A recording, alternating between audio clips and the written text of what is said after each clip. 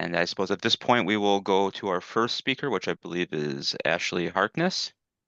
Ashley has been a Toastmaster for 27 years and currently lives in in Northern California. And he will be giving a speech covering some creative stories about his experiences with Toastmasters. Ashley? Let's before you starts, I'll evaluate Nathan. Hel Helen or Andrew for Ashley. I can do the I can evaluation. do Ashley. Okay. Oh, okay. So I'm doing it? Sure. Okay, Yeah. that's fine. Okay. All Then right. finally Helen's. Yes. Yeah, I can do Helen's. Okay.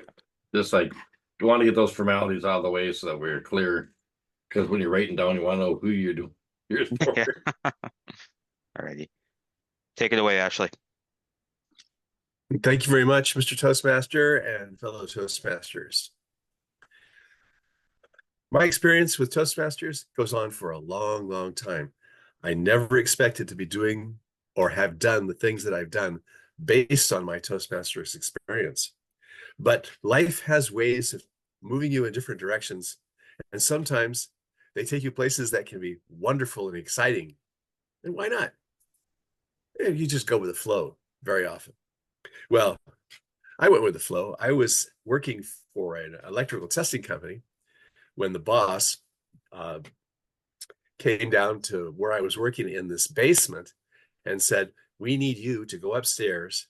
His name was John Moore. I just remembered it. And talk to the salespeople who are leaving on their way back to their offices so they can do their job. But they are waiting for their planes, and we need somebody to entertain them. Go upstairs and tell them about some of the crazy testing jobs you've done in this company. So I did.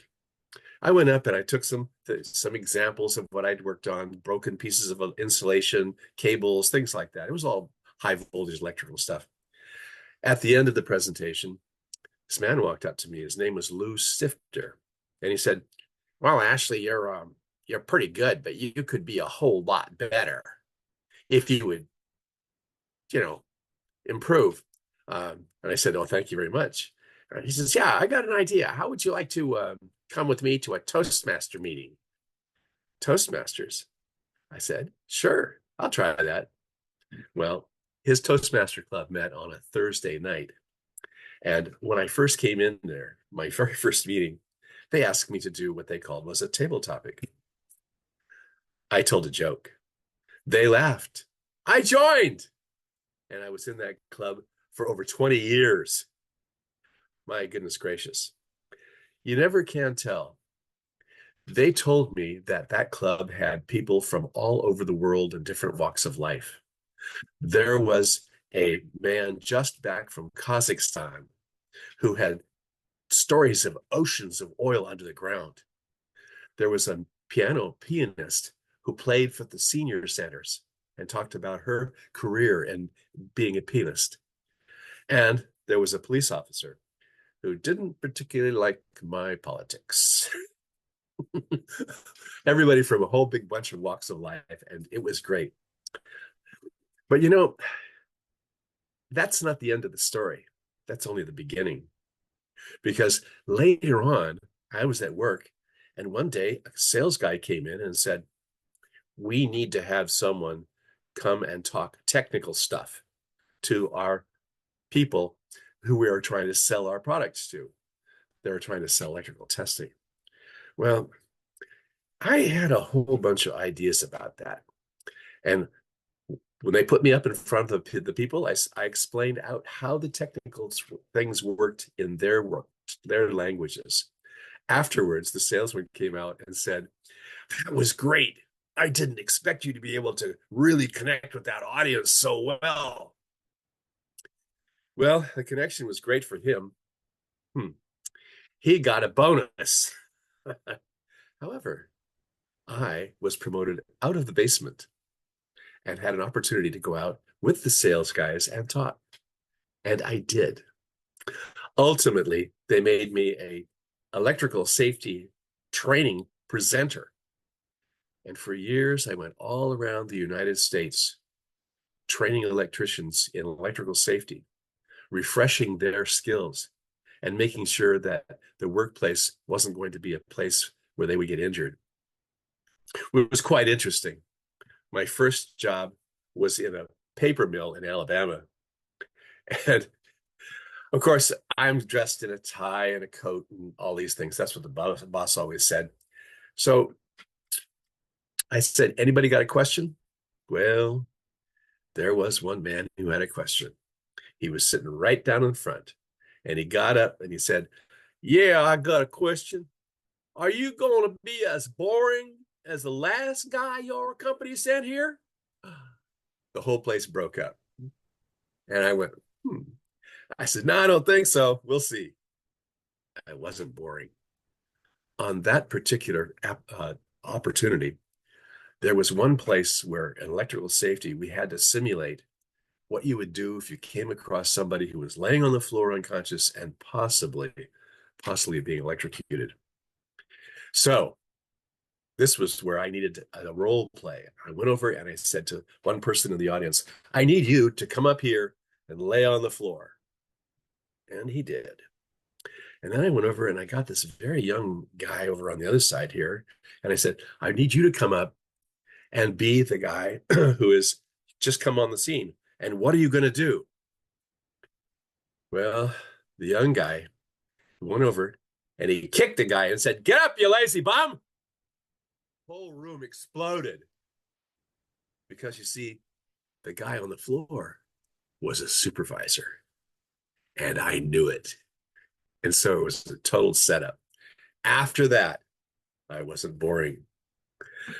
Now, that went on for years and years and years. And no, I didn't get to do that kind of thing everywhere I went.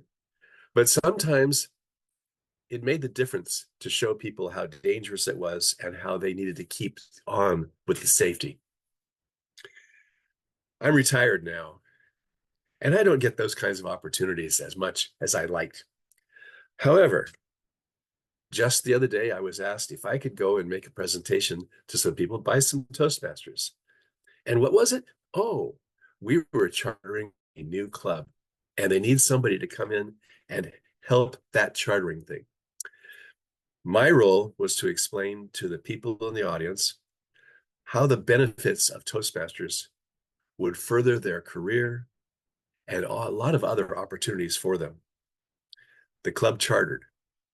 And then after they had selected their officers, their president came up to me and said, are you going to be our mentor? And I go, well, sure, why not? I have a lot of stuff that can help you along the way. And now, every Wednesday, I drove over to their club and I sit on the side and they get up and run the meeting because I've given them all the stuff they need. And they look at me and they say, how are we doing? I said, you guys are doing great. The club is made up of scientists, lab technicians, doctors. They're all between the ages of like 28 and maybe 40, but they all have tremendous energy and are really glad that they're here. On the second time I was there, I got up and I said, I understand all of you have to make presentations to professional organizations. Is that correct? And they go, oh, yeah, because we have products we have to sell and we have to let them all know it, how to make sure that they understand. I said, well, here's the plan. We're going to go, and I began to detail how for the next several months, we would be doing speeches, yes. We would be doing a lot of things, but I would also be introducing things that they would need later on for their professional presentations. Things like knowing that when you go someplace to give a presentation, you better get there early, check out where the lights and all the switches are, and basically look over your place so that nothing is going to surprise you. A great friend of mine named Tevis Thompson talked about how he went up to the stage one time and the lights went out. And what was he to do? The audience was sitting there and the lights were out. He couldn't see his notes or nothing. And he said, I had to do my speech without a microphone from memory. And I said, how did it work? He said, oh, it was a surprise. Lights came back on and they all applauded because they finally got to see who I was. You never know. Well, people in the young people in the audience began to say, "Do we really need those skills?" And I said, "Oh yeah, you go someplace and they haven't got everything for you that you need, and it's going to make you look bad. So you want to look really, really great." What's the end of all of this story? Well, first of all, I'm still in Toastmasters. No end like that.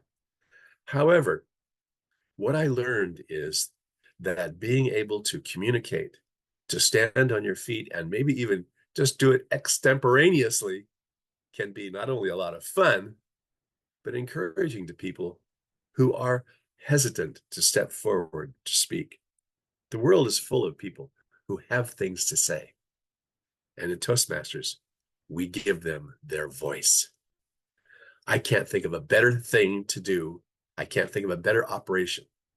And now that I'm retired, I'm even doing that even more. I guess I didn't retire from Toastmasters. When will that happen? My wife says probably never, until I run out of bad jokes. But the lesson for this is we're all here to make the world a better place for ourselves and the people around us. Toastmasters is how you do it. And that's why I am still in Toastmasters after 27 years. Back to you, Toastmaster. Thank you very much, Ashley, for that wonderful speech. That that was a lot of fun to listen to. I look forward to giving my evaluation of it later. I will give the meeting back over to our illustrious Toastmaster for the day, Andrew, our area director. Thank you so much, Nick. So now we are going to move to evaluations, and I will be giving the first evaluation of Ashley's speech on basically on creative stories about his experiences with Toastmasters. And one thing I'll preface my evaluation with something that Helen said in her speech, that Toastmasters is just every bit about learning to listen effectively as it is about speaking effectively. And I've found that to be absolutely true. If we had guests here, I would say that I think one of the most valuable things that I've gotten out of Toastmasters is just the ability to hear other people and how they give speeches. And to that end, Ashley, that was a wonderful, wonderful speech. I particularly loved the storytelling and using different voices for characters, and your vocal variety is wonderful. That's something I struggle with greatly. I have a lot of trouble with that, which is strange because as my kids and wife will tell you, I'm actually a pretty goofy guy. I do voices all the time. I can't bring myself to do it on at the podium. I just cannot, and I need to somehow get over that. So watching people do it's very inspiring. Your hand gestures and just your presence was wonderful. One thing I did notice is, and the only reason I noticed this because I've been called out for this on Zoom meetings, your default is to have your arms crossed when you're not doing gestures. And that feels a little guarded, like you're protecting yourself. So just maybe be aware of that. But otherwise, the other thing I loved about your speech was just how you balanced humor and seriousness. I mean, you get the formula just right. And if you want to be a humorist, well, I think you're already there. They were very funny jokes, and they were balanced with your message and appropriate just perfectly. And to challenge yourself on your next speech, I don't know that I can really give you anything other than say maybe try giving it in Latin. That's all I have. And that is my evaluation of Ashley.